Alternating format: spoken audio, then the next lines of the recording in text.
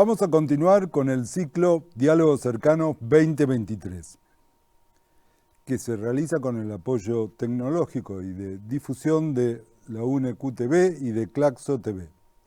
Estamos transitando la cuarta temporada y es casi increíble que estamos en la entrevista 42 ya. Hoy es un martes 11 de julio del 2023. En la Argentina son las 15 horas y es una entrevista en vivo. El entrevistado es un maestro de maestros en México. Es Salomón Namman Sitón, es antropólogo, y el tema que vamos a abordar es diversidad étnica en las naciones de América Latina y el Caribe. Salomón estudió la licenciatura y la maestría en la Escuela Nacional de Antropología e Historia, ENA, con una tesis muy importante. El doctorado lo hizo en especialidad en etnología y antropología social en la UNAM, se recibió en el 68. Bueno, también es licenciado en trabajo social en la UNAM y se tituló en el 69 con la tesis Un proyecto de trabajo social de la comunidad de Sahagún, Hidalgo. Salomón, qué bueno platicar contigo. ¿Cómo estás? Me da mucho gusto, Carlos, estar acompañándote esta tarde y sobre todo poder dialogar en un tema que, bueno, tú conoces América Latina y sabes de las dificultades y las condiciones de marginalidad y pobreza de la población originaria de... Una pregunta, Salomón. Sí. Nombraste las poblaciones originarias. ¿Cómo definirías las diversidades étnicas y los espacios nacionales?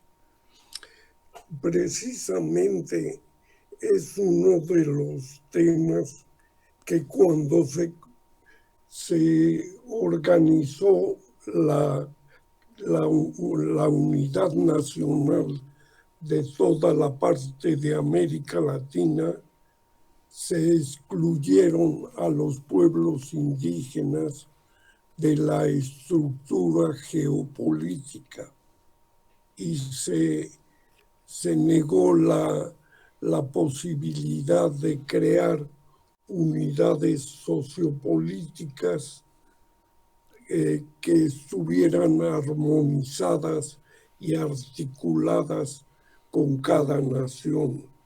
La diversidad, la definición que yo hago de la diversidad es precisamente la composición multicultural, multilingüística y multisocial de cada unidad étnica que compone el territorio nacional.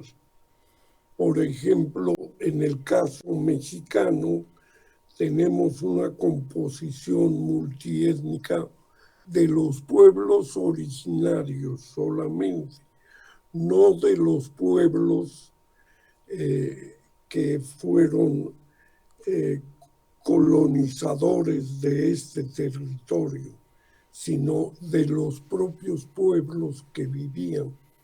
Y estos pueblos tenían sociedades y estados complejos y tenían organización social y política. Y con la colonización han estado subyugados y sometidos a la directriz del modelo colonial. El planteamiento que se ha hecho de la descolonización del continente americano y en particular de América Latina incluye fundamentalmente a los pueblos originarios o pueblos indígenas, mal denominados indígenas por confusiones del siglo XVI y que se mantienen hasta la fecha. La definición de indígena es una definición de carácter colonial y debemos entender que cada cultura, cada idioma, cada lengua que se hablan en el área latinoamericana son espacios territoriales y espacios culturales y civilizatorios. Entonces hay que incluirlos. Salamón ocupó muchos cargos en su vida profesional. Sería un poco largo nombrarlos, pero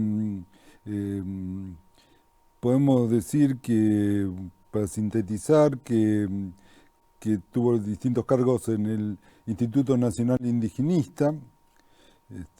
Fue director del Centro Coordinador hasta ocupar el cargo de director general. También fue director general de Educación Indígena en la Secretaría de Educación Pública, la SEP, en México. Y ha enseñado en muchas universidades también, voy a señalar algunas: antropología en la Facultad de Ciencias Políticas y Sociales en la UNAM, también estuvo en la Universidad de Arizona, en el ENA, en la Universidad Iberoamericana de Ciudad de México y en la Universidad Autónoma de Benito Juárez de Oaxaca. Fue vicepresidente del Colegio de Etnólogos y Antropólogos Sociales de México y miembro fundador de la Academia Mexicana de Derechos Humanos. También fue presidente del Consejo Directivo del Instituto Interamericano Indigenista, miembro de la Sociedad Internacional de Antropología Aplicada y de su comité para el premio Malinowski, importante premio que recibió en el 2011. Además, ha recibido otros premios. Seguimos con las preguntas, porque si no me lleva el programa solo señalar muy sintéticamente la trayectoria de Salamón. Salamón, ¿cómo ves en la actualidad la relación de las diversidades étnicas asentadas en América Latina y el Caribe? ¿Cuál es la situación de las diversidades étnicas? Sí, yo creo que es algo muy complicado para entender que son pueblos con civilización y cultura y con estructuras geopolíticas propias. El error es que en América Latina seguimos considerando como pueblos primitivos. Te quiero contar brevemente una anécdota con el secretario de Educación en una visita a Cuba. Y yo pensaba que el pensamiento cubano era lo más liberal y entender que su visión del mundo era incluyente. ¿Y cuál fue mi sorpresa? De que el secretario de Educación en la época de Fidel Castro nos dijo a todos los que lo visitábamos: nosotros ya no tenemos primitivos en Cuba. Es decir, hay una visión muy estrecha, muy limitada de lo que son los pueblos originarios. Aún los pueblos más aislados de la selva amazónica de Brasil o de Bolivia son formaciones civilizatorias y debemos reconocer ese patrimonio de la humanidad. Qué bueno que Naciones Unidas ha asumido en los últimos años la defensa de los pueblos originarios del mundo, no solo del continente americano. Es una responsabilidad universal defender la diversidad cultural. ¿Sabes por qué, Carlos?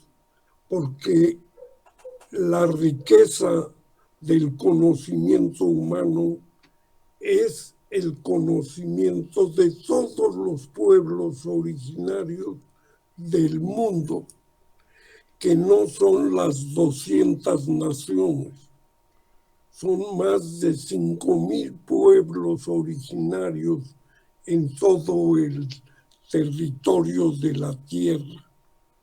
Y estos 5,000, más de 5,000 pueblos, son los que le han dado la gran riqueza a los seres humanos. Y compartimos la civilización humana entre todos. Todos formamos parte de la civilización humana. No hay los que son superiores e inferiores. Todos los pueblos son iguales. Y el error es considerar que una pequeña localidad en el Amazonas ecuatoriano es inferior a otra que está en Europa o está en Asia. Todos son pueblos que merecen la dignidad de ser nombrados pueblos del mundo. Y todos somos pueblos del mundo. Y eso es una visión de gran amplitud, no de visión localista, nacionalista o cerrada. Tiene que ser una visión amplia para que quepamos todos los seres humanos dentro de este mundo. Y creo que ese es el dilema de este pensamiento que da la antropología social y la antropología mundial, que es la contribución al entendimiento de la humanidad.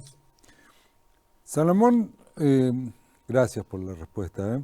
Actualmente es investigador del Centro de Investigaciones y Estudios Superiores en Antropología Social, el CIESAS, muy conocido, por cierto, en México.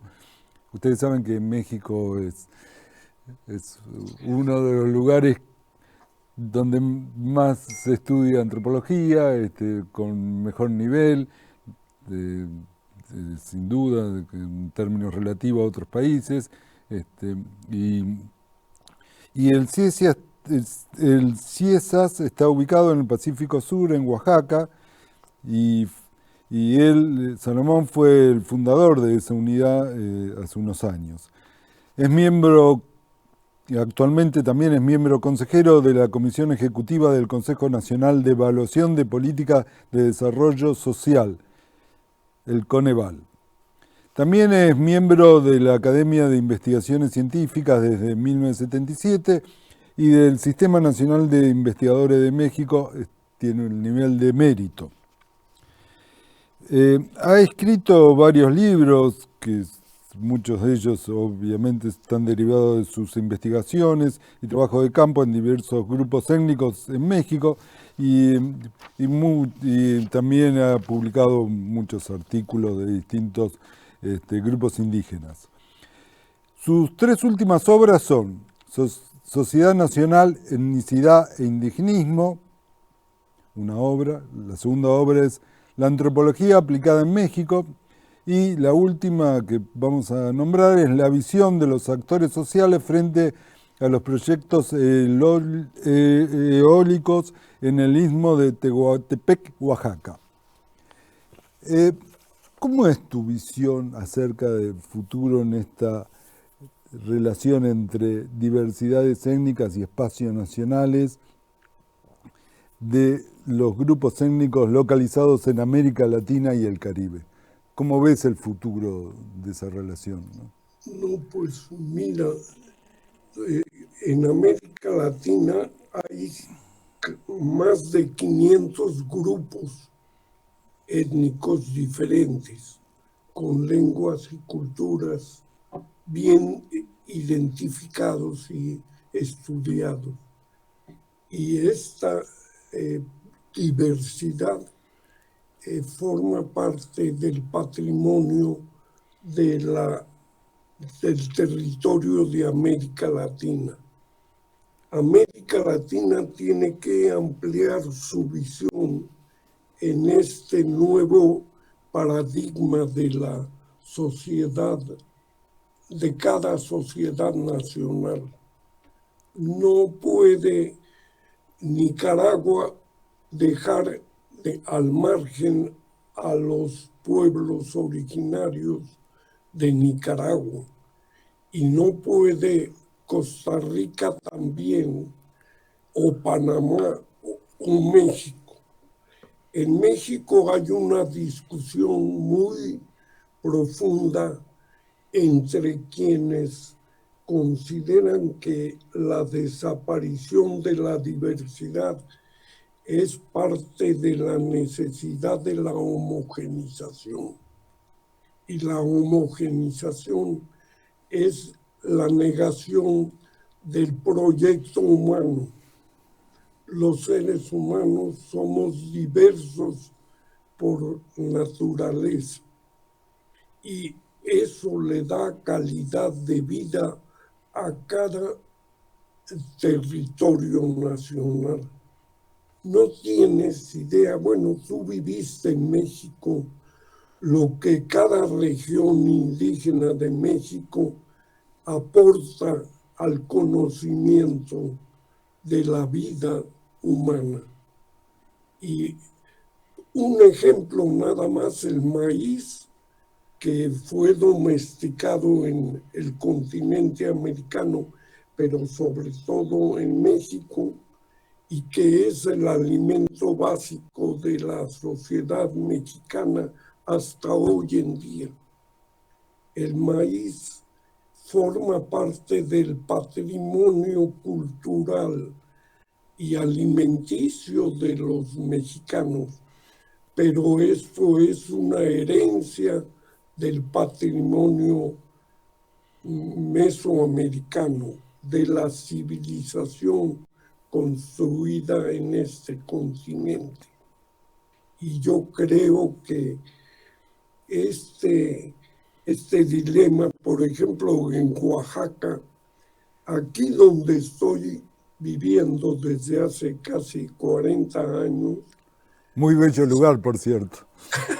Se hablan más de 15 idiomas, incluyendo el castellano, que es el idioma de los dominadores, pero es parte actual del patrimonio también de Oaxaca.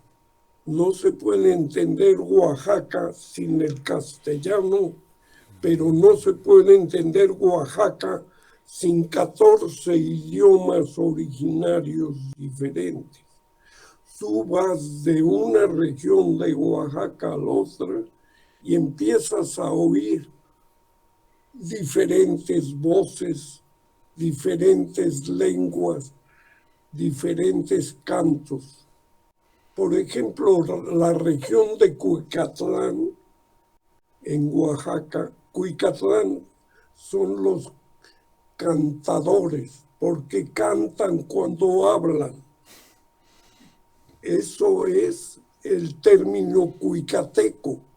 Hablar cuicateco es cantar, es poder comunicarse silbando. Y el error es pensar que estos idiomas no tienen continuidad o no deben tener continuidad. Es un error garrafal. El presidente de México me dijo cuando me nombró director de educación indígena, quiero que ya no se hablen los dialectos en México. No estoy hablando de la época colonial, estoy hablando de este momento. Y era un intelectual, lo cual quiere decir que la información intelectual anda mal. Necesitamos en América Latina, cada país, recuperar y reanalizar el patrimonio de cada pueblo. No te quiero decir que en Argentina el gobernador de Neuquén me dijo que pues eran un lastre los indígenas mapuches. No me lo quería decir, pero me lo decís. No estoy hablando de la época colonial, estoy hablando del colonialismo actual. Y este señor no tiene idea dónde vive, aunque sea el gobernador de ese de esa provincia. Sí, y discutí con él, era verdaderamente difícil hacerlo entender que los mapuches del territorio argentino eran antes de que existieran los límites nacionales. La nación es después de, y en cambio los pueblos originarios son antes de la nación. Y tienen el que es primero en tiempo, dicen los abogados, es primero en derecho. Y los pueblos indígenas del continente y de América Latina son primero en derecho. Y esto no lo quieren entender los políticos. Pero los pueblos indígenas están luchando, no están pasivos, ni van a estar pasivos. Salomón, muchísimas gracias. Salomón están varios ONG, varios organismos, y entre ellos es miembro activo del grupo de trabajo de Claxo, Pobreza y Política Social, hace muchos años. Salomón, acá me tienen muy corto de tiempo, estamos muy poco tiempo. Tenés 2 minutos para hacer una reflexión. 1 minuto. Bueno, yo creo que el futuro de América Latina no puede ser sin los pueblos originarios del continente y de América Latina con más razón, porque la unión de los indígenas de Canadá con los indígenas de México es muy estrecha. No están separados ni los indígenas de Sudamérica con los del norte. Son parte de todo el patrimonio que tiene la humanidad en esta región. América Latina tiene más de 500 pueblos indígenas y más de 50 millones de indígenas. Y debemos considerar como parte de este inmenso territorio dividido en naciones excluyentes. Ese es el nombre, son naciones excluyentes. Y el pensamiento avanzado de la izquierda debe incluir y considerar la permanente discusión del tema de la inclusión de los pueblos originarios de cada país, no la exclusión. Ese es mi pensamiento y es la dirección que tienen los pueblos indígenas. Naciones Unidas ya abrió la Pandora, ya la discusión está en todo el mundo. No, el hecho de que haya 200 países no quiere decir que vamos a excluir a los 6,000 pueblos que viven en la tierra. Los 200 gobiernos nacionales tienen que reconstruir las líneas de evolución y las líneas de transformación de cada unidad étnica en el mundo, ya sea en China, en Rusia, en México, en Perú, en Argentina.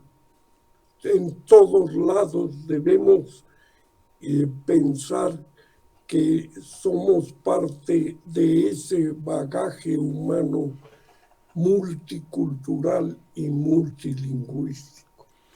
Muchas gracias, Salomón. Mira, todos y todas los que trabajan acá y yo te mandamos un gran abrazo. Fue para nosotros una melodía escuchar tus palabras,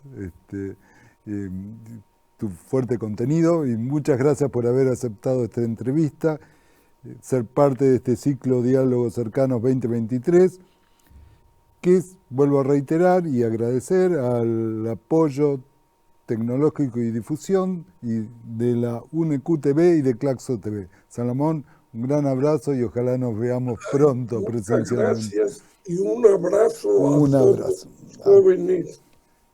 Te mandan un gran abrazo. Acá en este estudio te están mandando. Bueno, muchas gracias. Te agradezco la invitación, Carlos. Muy amable. No, el amable ha sido tú. Gracias. Gracias a todos.